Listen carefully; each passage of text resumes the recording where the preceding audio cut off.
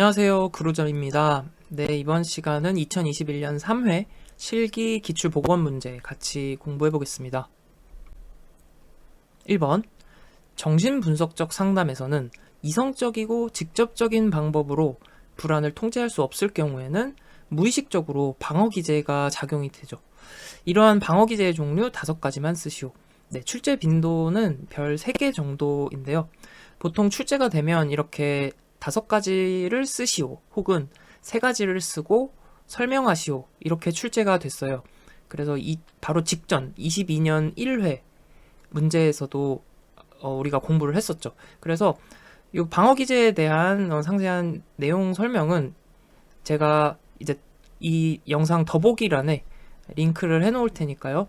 네, 그 방어기제 종류와 설명 공부하시면 되겠고요. 여기서는 정답 작성만 해보겠습니다. 그래서 방어기제 종류 5가지. 뭐 방어기제는 실제로 종류가 엄청 많은데 이 중에서 5가지 작성하시면 돼요. 그래서 억소리 나는 반동 전투부다. 방어는 억소리 나는 반동 전투부. 억하면 억압이고요.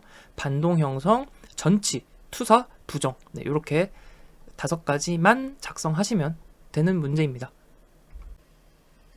네, 2번. 윌리엄슨의 특성 요인 직업 상담에서 직업 의사결정에서 나타나는 여러 문제에 대한 변별 진단 분류하는 3가지 범주 쓰고 설명하시오. 네, 직업 문제 유형 분류 문제죠. 직업 문제의 유형 분류하면 3인물이 있었습니다. 윌리엄슨, 보딘, 크라이티스. 이 중에서 특히 실기시험에서는 윌리엄슨과 보딘의 직업문제 유형 분류 반드시 정리 암기하셔야 하는 내용이고요. 여기서는 이제 3가지 쓰고 설명하시오인데 4가지 쓰고 설명하시오도 출제가 됩니다. 그리고 출제 빈도가 별 5개니까 반드시 이제 정리를 해두시면 되겠습니다. 윌리엄슨은 직업 무선택이다, 무직업 선택이다. 왜냐하면 흥미적성 불확실해서 어리석은 선택만 하니까. 그래서 직업 무선택이라고 하면 직업을 선택하지 못하는 거예요. 왜 못해? 결정한 경험이 없거나 몇 가지 중에서 결정하지 못하는 거예요.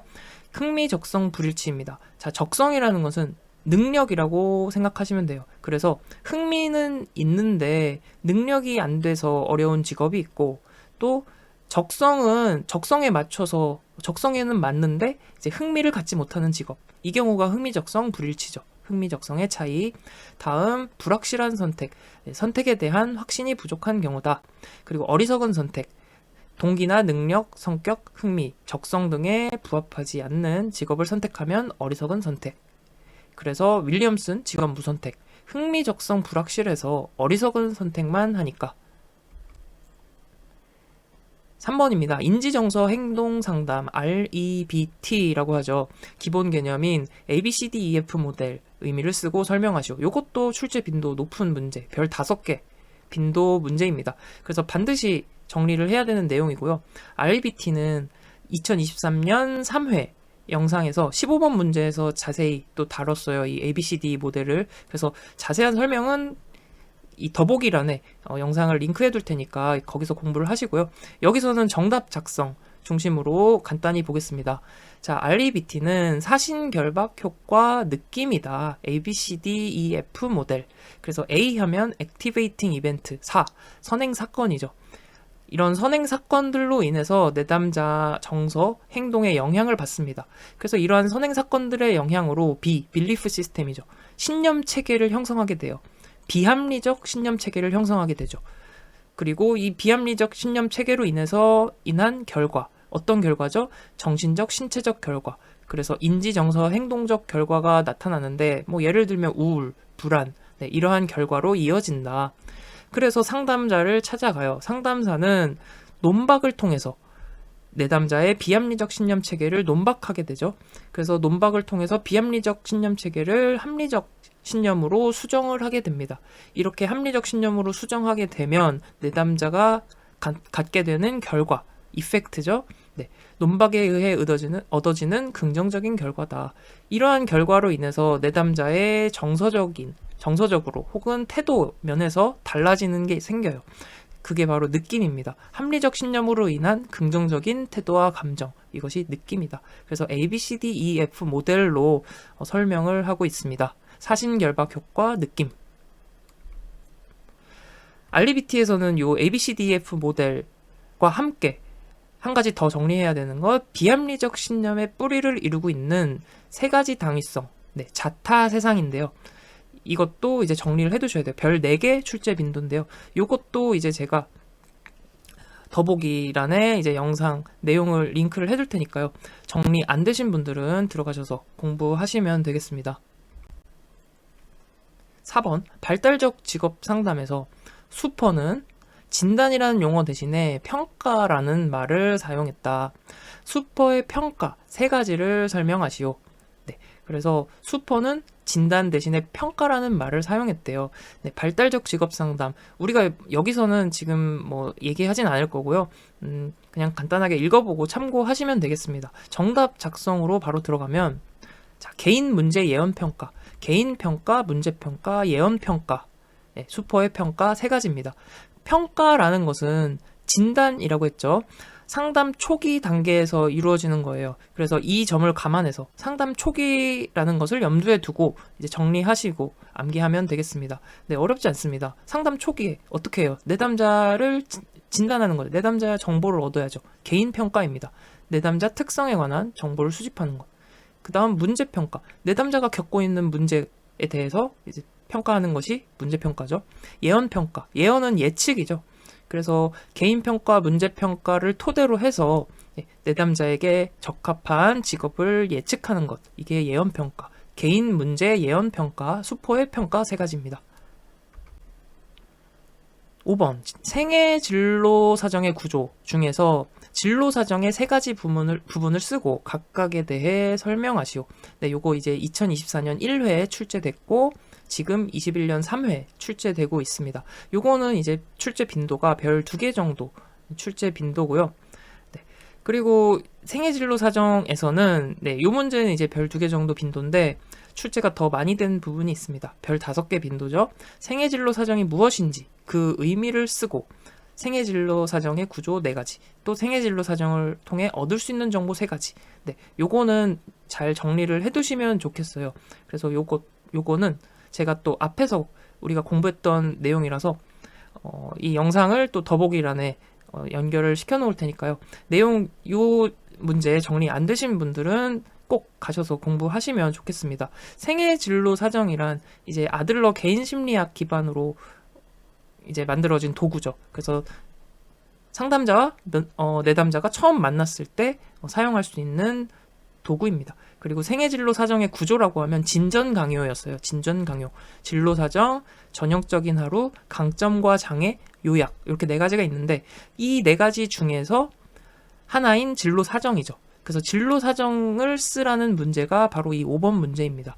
그리고 한 가지 추가해서 여기 얻을 수 있는 정보 3가지 하면 이제 객관적 유가였는데 네, 요거는 이제 해당 영상에서 공부하시기 바랍니다. 자, 문제로 돌아와서 생애 진로 사정의 구조, 진로 사정의 3가지 부분 보시면 여가 직업 교육이다. 자, 진로 사정이라고 하면 사정, 조사하고 결정하다라는 의미가 있습니다. 조사한다라고 생각하시면 되는데요. 내담자의 진로에 대해서 조사한다라고 하면 어떤 부분을 보겠어요? 과거의 직업 경험에 대해서 보겠고, 과거에 내담자가 받았던 교육 훈련들을 살펴보겠고, 내담자의 여가 생활을 살펴보겠죠. 그래서 직업 경험을 살펴보면서 좋았던 점, 싫었던 점에 대해 알아보고요. 교육 훈련 과정 관련 문제들 역시 좋았던 점, 싫었던 점에 대해서 조사합니다. 여가 활동, 여가 시간 활용에 대해서 사정한다. 여가 직업 교육, 진로 사정의 3 부분입니다. 6번, 부처의 집단 직업 상담 3단계 모델. 네, 요거는 너무 출제가 자주 됐던 문제죠. 별 5개 플러스 별 5개 하고 싶은 출제 빈도입니다. 그래서 부처 하면 탐전행이죠. 부처 탐전행. 그래서 탐색, 전환, 행동 단계다. 또 이렇게 암기하셔도 돼요. 부처라는 것은 영어로 도살자라는 뜻이 있는데요. 도살자는 도축을 하기 전에 어떻게 해요? 탐색을 하고서 태세 전환을 합니다. 그리고 나서 바로 행동을 취하죠. 탐색, 전환, 행동. 자, 첫 번째 탐색 단계입니다. 상담 초기 단계라고 볼 수 있어요. 자, 여기서 이제 집단 직업 상담 모델이라는 걸 생각하셔야 됩니다. 자, 그래서 첫 번째 탐색 단계는 내담자들, 집단 구성원들이 서로 자기 개방하고 서로 이제 알아가는 시간이 되겠죠. 그리고 흥미 적성 등에 대한 탐색이 이루어지는 단계 상담 초기. 그 다음 전환 단계는 중기라고 볼 수 있습니다.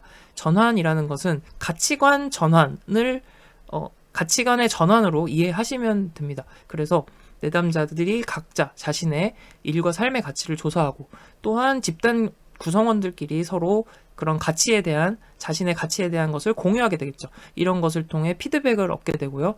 이런 과정을 통해서 내담자가 자신의 가치를 명료화하게 되는 단계, 전환 단계입니다. 마지막 행동 단계, 상담 말기가 되겠죠.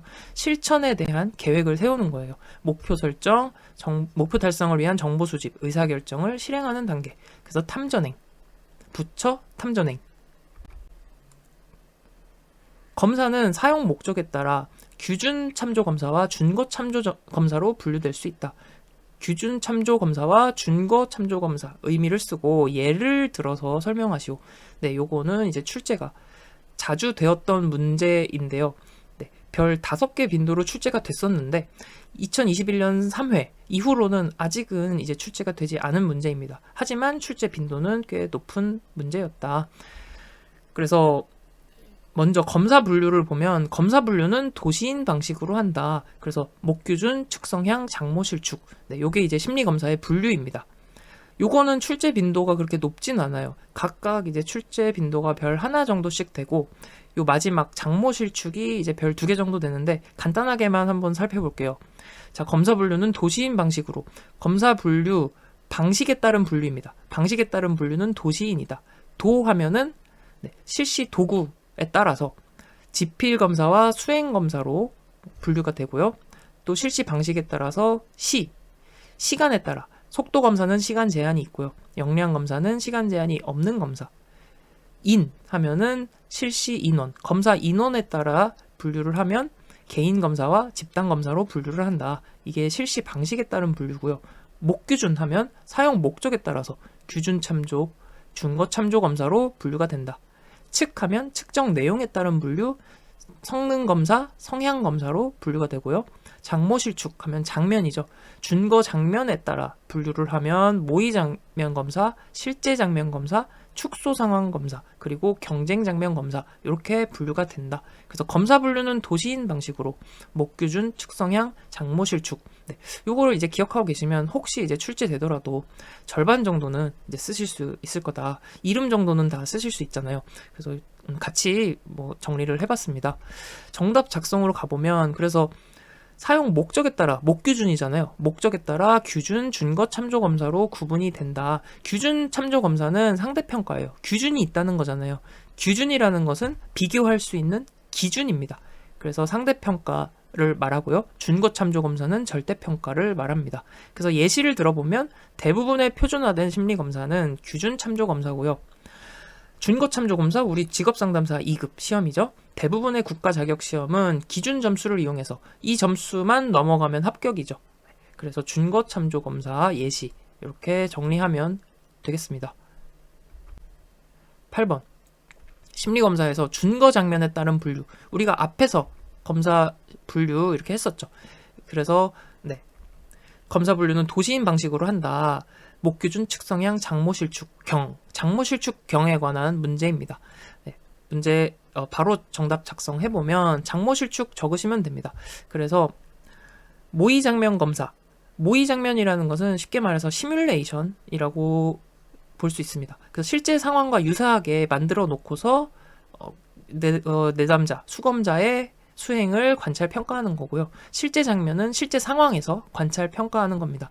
축소 상황은 실제 장면이랑 똑같이 하되 상황을 축소시키는 거죠. 네. 그래서 그 축소된 상황에서 내담자의 수행을 관찰 평가하는 거고요. 경쟁 장면 검사는 이제 작업 장면과 같은 상황에서 경쟁적으로 문제 해결을 요구한다. 예를 들어서 뭐 수학 올림피아드 대회라든지 기능 올림픽 대회 이런 게 이제 경쟁 장면 검사에 해당되는 예시가 되겠습니다. 그래서 장모실축, 모의 장면, 실제 장면, 축소 상황 검사, 경쟁 장면 검사다. 9번 직업심리검사의 신뢰도 추정 방법 3가지를 쓰고 설명하시오. 신뢰도 추정 방법은 아주 중요하다기보다 출제가 많이 된 문제죠. 네, 그래서 별 4개 정도 출제 빈도고요. 최근에 특히 이제 출제가 많이 되고 있습니다. 24년 1회 출제됐고 23년에 2번 출제됐고 또 지금 21년 3회 출제되고 있어요. 그래서 뭐 자세한 설명은 2024년 1회 영상의 17번 문제 마찬가지로 더보기란에 링크를 해놓을 테니까요. 내용 정리가 안 되신 분들은 먼저 정리를 하시는 걸 이제 추천을 드리겠습니다. 네, 그래서 정답 작성을 바로 들어가면 신뢰도는 반동검입니다. 반동검, 반분 신뢰도, 동형검사 신뢰도, 검사, 재검사 신뢰도. 그래서 암기는 반동동, 동동간두, 반동동, 동동간두. 네, 반분 신뢰도는 반이죠. 검사를 반으로 나누어서 신뢰도 검증하는 거고요. 동형검사는 동동입니다. 동일한 수검자에게 동형의 검사를 실시한다라고 해서 동동. 다음 검사, 재검사 신뢰도. 동동간두죠. 동일한 검사를 동일한 수검자에게 실시해요. 어떻게? 간격을 두고 2번 실시한다. 그래서 검사, 재검사 신뢰도. 네, 이렇게 암기하시면 되고요. 그리고 이제 신뢰도는 거의 매 회차마다 한 문제씩은 이제 출제가 되는 경향이 있어요. 그래서 이 2가지 같이 정리하시면 좋겠습니다. 왜냐하면 출제 빈도가 높기 때문에 같이 정리해 두시면 좋겠어요. 신뢰도 계수에 영향을 미치는 요인 5가지. 네, 그리고 검사, 재검사 신뢰도에 영향을 주는 요인 혹은 검사, 재검사 신뢰도의 단점 4가지. 네, 이 내용도 잘 정리를 해두시기 바랍니다. 이것도 제가 더보기란에 이전에 제가 기출 문제 공부했던 거 연결해 놓을 테니까요. 꼭 같이 공부하시기 바랍니다. 10번 직업상담사는 내담자의 검사 결과를 해석하기에 앞서 검사 결과를 검토해야 된다. 네, 검사 결과 해석 이전에 검사 결과를 검토해야 돼요. 이때 틴슬리와 브래들리가 언급한 검사 결과 검토의 2단계. 네, 그래서 틴슬리와 브래들리는 이 검사 결과 검토 2단계에 대해서도 이야기를 했고 또 검사 결과 해석의 4단계 이거에 대해서도 얘기를 했어요. 둘 다 문제가 출제되는데 이 문제는 출제 빈도가 상대적으로 좀 낮은 편이고 검사 결과 해석 단계 4단계. 네, 요거는 이제 별 4개 정도 출제 빈도가 좀 더 높은 편입니다. 먼저 문제 정답 작성해 보시면 이해와 통합이에요. 1단계는 검사 결과를 이해하는 거예요. 그래서 규준을 참조해서 검사 점수의 의미를 이해한다. 다음 통합 단계. 이해 단계에서 얻은 정보를 갖고 내담자에 관한 다른 정보들과 통합하는 단계다. 뭐 어렵지 않은 내용입니다. 이해, 통합. 네.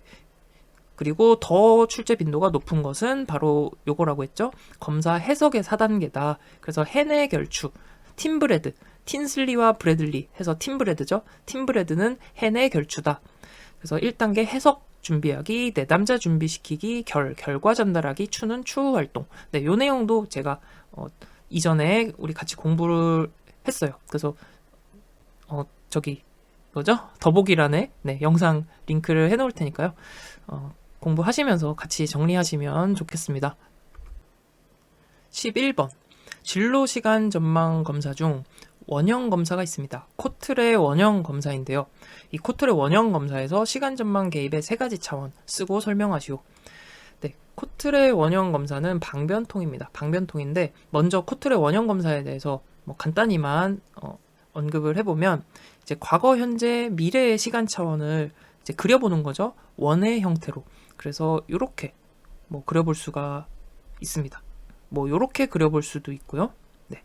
그래서 각각의 원은 시간 차원을 나타냅니다. 요거는 과거, 요거는 현재, 요거는 미래. 네, 이런 식으로.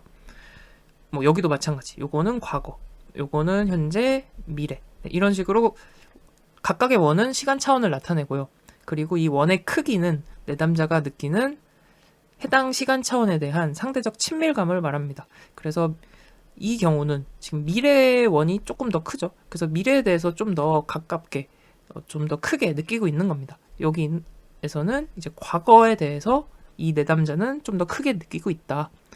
그리고 이 각 원들의 관계를 볼 수 있습니다. 그래서 과거, 현재, 미래 각각 이렇게 좀 분리돼 있죠. 독립되어 있고 여기는 과거, 현재가 이렇게 연결되어 있고 미래는 좀 떨어져 있고 이런 식으로 각 시간 차원들 간의 관계 뭐 이런 것들을 살펴보기 위한 이제 원형 검사, 되겠습니다. 그래서 이 원형 검사에서는 시간 전방 개입 세 가지 차원 하면 방변통이에요.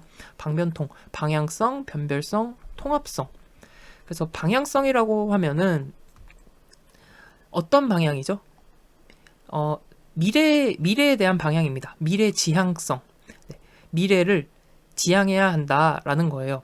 그래서 과거나 현재를 지향하는 것은 이 진로 상담, 진로 계획에 있어서는 오히려 현실력을 약화시킨다. 오히려 결정을 어렵게 한다라는 거예요. 그래서 미래에 대해서 낙관적으로 입장을 구성하고 미래 지향성을 증진시킨다라는 것이 방향성, 미래 지향성. 그리고 변별성이라고 하면 변별성, 미래를 현실처럼 느끼게 하는 것을 말해요. 이것을 이제 미래 변별력이라고 하는데요. 미래를 현실처럼 가정하는 능력, 이게 미래 변별력인데, 미래 변별력이 클수록 어때요? 미래를 가정하는 사건이 그 강도가 세겠죠. 미래를 가정하는 사건의 강도가 크니까 점점 더 현재처럼 느끼게 되는 거죠. 미래의 일에 대해서. 쉽게 말해서 이거예요. 미래에 대한 어떤 직업을 떠올려서 직업에서 일하는 거, 이런 것들을 상상하게 되죠. 이거를 더 강하게 현실처럼 느끼게 한다라는 겁니다. 그래서 변별성이라는 것은 미래를 현실처럼 느끼게 하고 신속한 목표 설정을 할 수 있도록 한다. 네. 마지막 통합성입니다. 통합성이라는 것은 시간 차원의 통합이에요. 그래서 과거, 현재, 미래, 네, 요 관계를 이제 개념화한다. 우리 아까 원 그림 통해서 각각의 시간 차원의 관계를 개념화할 수 있었죠. 네, 그래서 과거, 현재, 미래 간의 관계를 개념화한다. 현재 행동과 미래의 결과를 연결시키고 진로 의식을 높인다라는 겁니다. 그래서 방변통, 네, 이렇게 코틀 방변통 정리해 주시기 바랍니다. 출제 빈도가 높은 문제예요. 별 5개 빈도이기 때문에 네, 어느 정도 이해를 통해서 정리하시면 되겠습니다. 12번입니다. 직무평가 방법 4가지 쓰고 설명하시오. 네, 이 문제는 출제가 빈도가 그렇게 높지는 않았어요. 별 1개 정도 이제 출제 빈도를 나타냈는데 이제 직무 분석이 많이 출제가 됐었죠. 그런데 이제 21년 3회 여기서 출제가 되고 이제 23년도에 한번 또 출제가 됐었습니다. 자, 직무평가라는 것은 직무의 가치를 매기는 과정이에요. 그래서 기업마다 아무래도 중요한 직무가 있고 상대적으로 중요도가 더 낮은 직무가 있습니다. 네, 이것을 통해서 또 상대적으로 이런 보상도 달라지게 되겠죠. 그래서 이렇게 직무별로 상대적 가치를 매기는 과정이 바로 직무평가입니다. 직무평가는 서류 요점이다. 서류 요점. 그래서 서열법, 분류법, 요소비교법, 점수법, 서류 요점이다. 서열법 보시면 서열을 매기는 겁니다. 직무 중요도, 장점에 따라 순위를 매기는 거고요. 분류법이라고 하면 직무를 수준, 등급으로 분류한다는 거예요. 그래서 수준, 등급으로 분류해가지고 비교를 하는 겁니다. 미리 등급 기준표를 만들어 놓습니다. 그래서 이것과 비교를 해서 등급을 결정한다. 분류법. 다음 요소 비교법. 네, 조직에서 핵심이 되는 기준 직무를 정해놔요. 기준 직무가 있으면 이제 평가할 직무와 비교를 하는 겁니다. 이렇게 요소별로 비교를 하면서 상대적 가치를 매기는 과정. 요게 요소 비교법입니다. 다음 점수법. 직무별로 요소의 각 점수를 매기고 총점을 합산해서 순위를 매긴다. 점수법. 직무평가, 서류 요점 4가지 방법이었습니다. 네, 13번 홀랜드 육각형 모델과 관련해서 해석 차원 중에 일관성, 변별성, 정체성에 대해서 설명하시오. 자, 홀랜드 육각형 모델을 우선 알아야겠죠. 네, 요 문제도 상당히 출제가 많이 됩니다. 그러니까 이 문제도 많이 되고 홀랜드 6가지 유형을 묻는 문제도 많이 출제가 되니까요. 둘 다 별 5개 출제 빈도를 나타냅니다. 그래서 답안 작성을 해볼 건데요. 먼저 홀랜드 6가지 유형 알고 있다는 전제에서 네, 문제 정리를 하겠습니다. 혹시 정리 안 되신 분들은 제가 더보기란에 마찬가지로 홀랜드 6가지 유형 설명하는 문제 연결 링크를 해놓을 테니까요. 반드시 공부하시기 바랍니다. 반드시 정리하셔야 되는 내용입니다. 그리고 문제로 돌아와서 그러면 이 육각형 모델을 설명하는 해석 차원 일관성, 변별성, 정체성이 있고 한 가지 더 일치성도 있습니다. 이 네 가지 해석 차원이 있는데 먼저 일관성에 대해서 보면 서로 인접한 직업 유형은 유사성이 높다라는 거예요. 자, 육각형 모델 리아섹이었죠? 리아섹이 있으면 R유형, R은 현실형입니다. 그 옆에 위치한 유형이 I 유형, 탐구형이에요. 현실형과 탐구형은 어때요? 서로 인접해 있죠. 서로 둘이 좀 유사성이 높다라는 거예요. 반면에 리아섹에서 R유형 맞은편에 있는 유형은 S형입니다. 사회형이죠. 현실형과 사회형은 서로 좀 정반대 성향이에요. R유형, 현실형은 기계 도구 조작, 그리고 좀 대인관계에 있어서는 약간 좀 투박한, 서투른 이런 면이 있다면 사회형은 어때요? 굉장히 친밀하고 사람 지향적이고 이런 활동을 선호하죠. 네, 이런 식으로 서로 인접하면 비슷하고 떨어져 있으면 유사성이 별로 없다. 이게 일관성에 대한 설명입니다. 다음 변별성, 차별성이라고도 합니다. 자, 특정 유형의 점수가 다른 유형들보다 좀 현저하게 높다라고 하면 이게 차별성이 높다라고 할 수 있고요. 그냥 6개 유형 점수가 비슷비슷해요. 이러면은 변별이 안 되잖아요. 네, 이런 경우에는 변별성이 낮다. 다음 정체성. 정체성이라는 것은 조금 이제 의미가 어려울 수 있어서 제가 따로 정리를 좀 길게 해봤습니다. 정체성이라는 것은 정체성이 명확한지를 의미하는 거예요. 어떤 면에서? 개인적인 측면과 환경적인 측면에서. 그래서 개인적인 측면에서는 이렇게 일이나 목표나 보상에 대해서 견고하고 명확한 청사진이 있을 때, 즉 개인의 이제 정체성이 있는 경우 정체성이 높다라고 볼 수 있고요.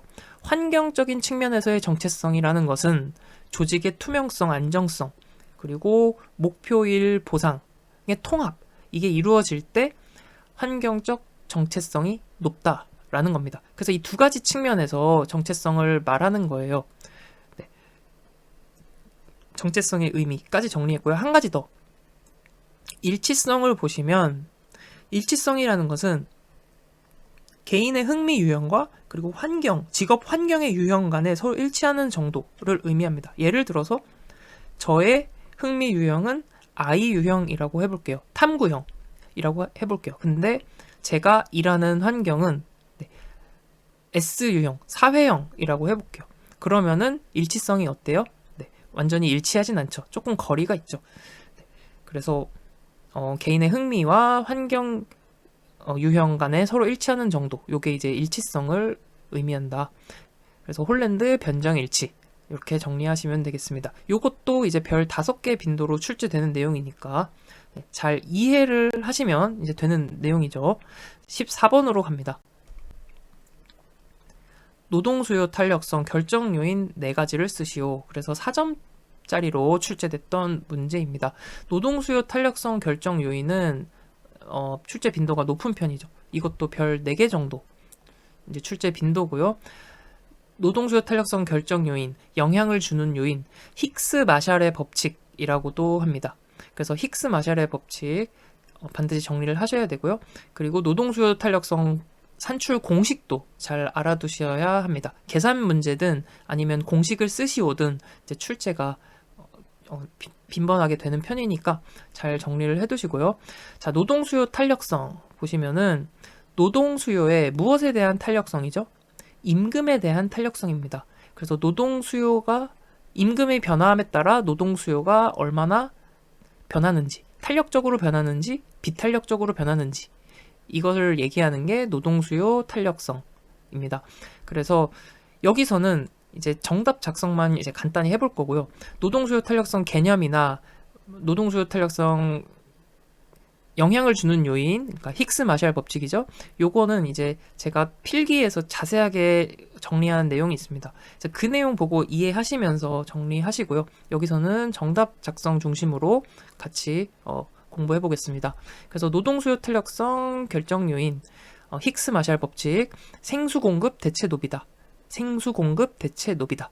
그래서 생산물의 수요는 노동수요 탄력성에 영향을 미치죠. 생산물 수요가 클수록 노동수요 탄력성도 커집니다. 왜냐하면 생산물 수요와 노동수요는 같이 움직이잖아요. 그리고 다른 생산 요소의 공급 탄력성이 클수록 노동 수요 탄력성이 커진다. 그리고 다른 생산 요소로 대체가 쉬울수록 노동 수요 탄력성도 커지죠. 왜냐하면 임금이 오르면 다른 생산 요소로 대체하면 되니까요. 총 생산비에서 노동 비용의 비중이 클수록 노동 수요 탄력성도 커진다. 그래서 노동 비용의 비중이 크면은 임금의 변화가 어때요? 임금의 변화에 의해서 영향을 많이 받기 때문에 노동 수요 탄력성이 커진다. 그래서 생수 공급 대체 노비다. 15번입니다. A기업은 시간당 임금이 4,000원일 때 2만 시간 노동을 필요로 하고, 자, 임금은 4,000원이고 2만 시간 노동 필요로 한다. 이거는 노동 수요량이죠. 임금이 5,000원으로 인상되면 10,000시간의 노동을 필요로 한다. 그리고 B기업은 6,000원일 때 3만 시간, 5,000원 되면 33,000시간. 그래서 임금 탄력성을 구하는 문제입니다. 그래서 이것도 노동 수요 탄력성 공식을 알고 있어야 해결을 할 수 있는 문제입니다. 그래서 다시 한번 강조하지만 노동 수요 탄력성은 의미, 그리고 공식, 그리고 노동 수요 탄력성 결정 요인, 뭐라 그랬죠? 힉스 마샬의 법칙이라 그랬죠. 요 세 가지는 반드시 정리를 해두시는 것이 좋겠습니다.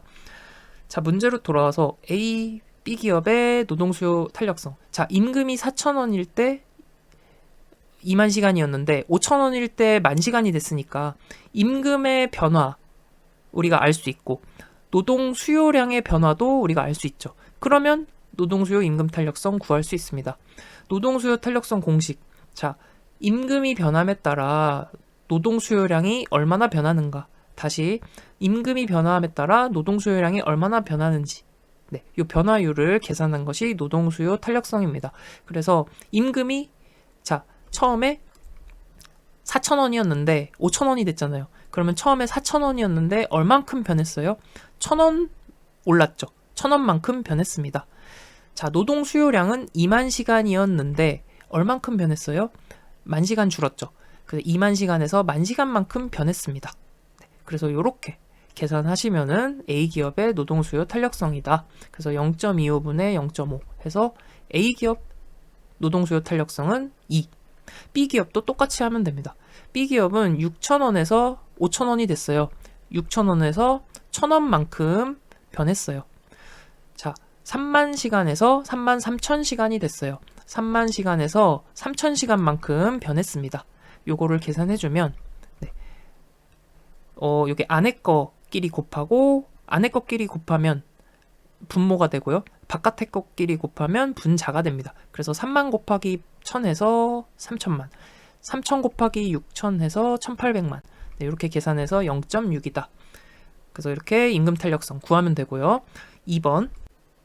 2번 이어서 보시면 어느 노동조합이 임금 교섭력이 더 강한지 쓰고 이유를 설명하시오. 이렇게도 나와요. 이제 A, B 각 기업의 노동조합이 임금 협상 시도하려고 할 때 타결 가능성이 더 높은 기업. 같은 문제인데요. 이렇게 다르게 출제도 되었다. 그래서 어떤 노동조합이 더 임금 교섭력이 강할까요?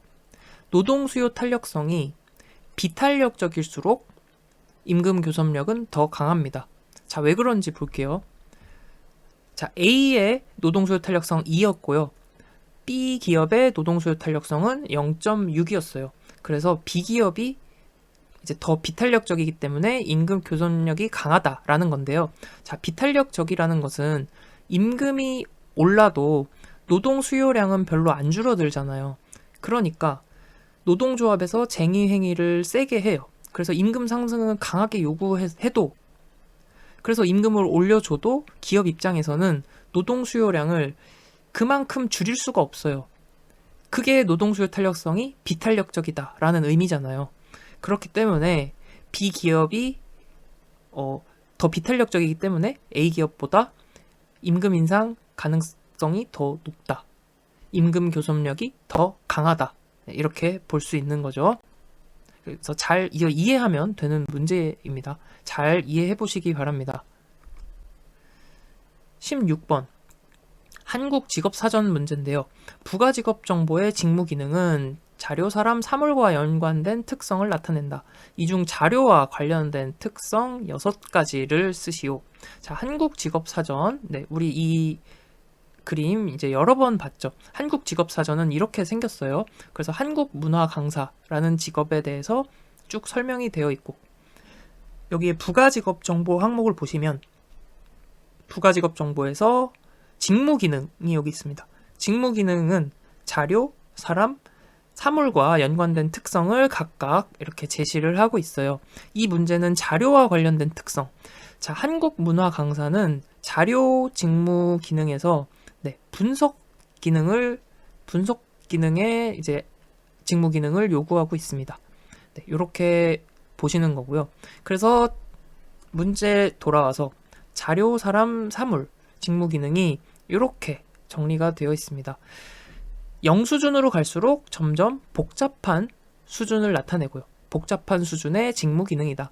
7 수준으로 갈수록 점점 단순한 수준의 직무 기능이다 라고 이해하면 되고요. 자, 이제 문제 출제가, 자, 이번에는 지금 21년 3회에는 이제 자료에 대해서 쓰라고 나왔고, 22년 2회에는 사람에 대해서 5개 쓰라고 나왔고, 또 2022년 3회에는 사물에 대해서 쓰라고 5개 쓰라고 나왔고, 그리고 2023년 1회에는 자료에 대해서 설명이 쭉 나와 있고, 자료 직무 기능 설명이 나와 있고, 그것이 어떤 직무 기능을 말하는 건지 이제 빈칸 넣기가 나왔고요. 똑같이 2023년 3회에는 사물에 대해서 쭉 설명이 돼 있고, 이 직무 기능 괄호 쳐져 있고, 빈칸 넣기, 무엇에 대한 설명인지 이렇게 출제가 되니까 사실 이 출제 빈도가 막 각 문제별로 막 높진 않지만 하나씩 돌아가면서 이렇게 출제가 되고 있습니다. 그래서 여기서는 뭐 다 암기를 하진 않더라도 자료 부분은 좀 암기를 해주셨으면 좋겠습니다. 뭐 필기 같이 공부하신 분들은 암기했던 게 기억나실 수도 있을 거예요. 자, 자료 직무 수준은 영종조 분수 계기비다. 그래서 수준 0, 0 수준에서는 종합이죠. 그래서 여기서부터 종합 조정, 그리고 분석 수집, 계기비는 계산 기록 비교. 그래서 영종조 분수 계기비, 이 중에서 6가지를 작성하시면 됩니다. 그래서 종합 조정 분석 수집 계산 기록 비교, 이 중에 6개 쓰면 되는 문제입니다. 17번 한국 표준직업 분류에서 다수직업 종사자의 의미와 다수직업 종사자의 직업을 결정하는 원칙을 순서대로 쓰시오. 이것도 출제 빈도가 높은 편이에요. 별 5개 빈도고요. 2022년에 2번 출제됐고, 21년에 출제됐고, 19년에 출제됐어요. 그 이전에는 2012년에 나왔거든요. 오랜만에 19년에 나타나서 그 이후로 이제 자꾸 등장하는 문제가 되겠습니다. 자, 먼저 보시면은 취수조 다수원칙을 암기하세요. 취수조 다수원칙. 그래서 다수직업 종사자의 원칙은 취수조다. 다수직업 종사자의 의미. 한 사람이 여러 직업에 종사하는 거죠. 상관성이 없는 2가지 이상의 직업에 종사하는 경우 다수직업 종사자다. 그래서 취수조, 취업시간 우선, 수입 우선, 조사 시 최근 직업 원칙이다. 이렇게 적용을 한다는 거예요. 한 사람이 여러 직업에 종사하고 있을 때 이 원칙에 의거해서 그 사람의 직업을 결정한다라는 거예요. 가장 먼저 취업 시간을 우선 고려하고요. 긴 시간을 투자하는 직업. 그 다음 고려할 사항이 수입을 우선으로. 그 다음 고려할 사항은 조사 기간 중에 조사 시점을 기준으로 가장 최근에 종사한 직업. 요 기준을 가지고 직업을 판단한다. 취수조 다수원칙 반드시 정리해 두시고요. 또 이와 관련해서 한 가지 더 같이 정리해 두셔야 될 내용이 있습니다. 자, 한국 표준직업 분류에서 포괄적 업무에 대한 직업 분류 원칙. 포괄적 업무에 대한 분류 원칙도 꼭 정리를 해두세요. 그래서 각각 예를 들어 설명하시오. 이렇게 출제가 되죠. 포괄적 주최생 혹은 포괄적 주된 직능 생산, 이렇게 암기를 하시면 되는데, 이것도 우리가 앞에서 문제 공부하면서 다뤘기 때문에 더보기에 제가 또 이 문제 내용도 연결해 놓겠습니다. 정리 안 되신 분들 들어가셔서 꼭 정리하시면 좋겠습니다. 한국 표준 산업 분류에서 통계 단위 산업을 결정하는 방법 2가지 쓰시오. 2가지 쓰시오 해서 4점짜리 문제로 출제가 되었고요. 3가지 이상은 정리해 두시기 바랍니다. 3가지 쓰시오 해서 6점으로 출제가 많이 됐어요. 그래서 출제 빈도는 별 4개 정도 출제 빈도고 23년에 2번 출제됐고요. 21년에 1번 출제되고 20년에도 2번 출제됐습니다. 자, 산업 결정 방법. 이 문제는 이제 한국 표준 산업 분류에서 이제 산업 분류에 이제 넣어야 되잖아요. 그래서 어떤 산업인지 결정하기 위한 방법에 대한 설명입니다. 그래서 그거를 적용하는 원칙에 대한 문제인데요. 자, 산업 결정은 생수주, 계기산, 휴청설, 단보, 중보다. 생수주. 생산 단위 활동은 수행하는 주된 활동 종류에 따라 결정한다. 생수주. 다음. 요 1번 원칙에 따라 결정하는 게 적합하지 않을 경우에는 종업원수, 노동시간, 임금, 급여, 설비 정도에 따라서 결정한다라는 것이고요. 다음 계기산. 계기산은 계절에 따라 정기적으로 산업을 달리하는 경우에는 어떻게 해요? 기간, 조사 대상 기간 중에 산출액이 가장 많았던 활동을 갖고 분류를 한다라는 거예요. 그래서 예를 들어 그루잠 주식회사에서는 봄, 여름, 가을에 농사를 지어요. 농업을 해서 수입이 생기는데 겨울에는 스키용품을 대여하는 사업을 합니다. 네, 이럴 경우에 조사 대상 기간이 만약에 겨울이다 라고 하면은 어떻게 써요? 스키 대여 용품 관련해서 이제 산업 분류가 되겠죠. 다음 휴청설, 휴업 중 또는 청산 중 혹은 설립 중인 사업체. 어떻게 산업 분류를 할까요? 그냥 일반적으로 생각을 해보면 휴업 중이거나 청산 중이면 휴업하기 이전 혹은 청산하기 이전에 영위하던 산업을 보고서 그 산업에 따라 분류를 하겠죠. 마찬가지 설립 중인 사업체도 어느 산업에 넣어야 되냐, 설립 이후에 운영할, 영위하게 될 산업을 보고서 분류를 하겠죠. 다음 단보 중보, 단일 사업체의 보조 단위. 예를 들어 그루잠 전자가 있습니다. 그루잠 전자의 보조 단위, 구매가 있고 영업이 있고 경영 관리 뭐 등등이 있겠죠. 또 뭐 생산이 있고 이런 단위들은 어때요? 그루잠 전자의 1개 부서잖아요. 1개 부서로 포함한다라는 것이고요. 여러 사업체를 관리하는 중앙 보조 단위, 그루잠 본사, 그루잠 지주회사가 있다라고 하면은 여러 사업체, 계열사를 말하는 겁니다. 그루잠 지주회사에는 그루잠 전자도 있고, 그루잠 교육도 있고, 그루잠 생명도 있고, 이렇게 여러 사업체를 관리하는 중앙 보조 단위, 그루잠 지주회사는 별도의 사업체로 처리한다라는 겁니다. 그래서 이렇게 이해하시면 되는 내용, 생수주, 계기산, 휴청설, 단보, 중보까지 해서 2021년 3회 기출보건문제 같이 공부해봤고요. 네, 이전에 이제 좀 몇 번씩 언급했던 내용들은 제가 대체로 이제 영상 링크 연결해서 정리를 해놨으니까요. 정리 안 되신 분들은 그냥 넘어가지 마시고 꼭 정리하시기 바랍니다. 그래도 출제 빈도가 높은 거 위주로 이제 연결을 해놓은 거니까요. 꼭 정리하셔서 넘어가시면 여러분들 또 더 좋은 소식 있지 않을까 생각합니다. 이번 시간도 공부하시느라 너무 수고 많으셨고요. 같이 공부할 수 있어서 저도 감사드립니다. 다음 영상으로 다시 돌아오겠습니다. 감사합니다.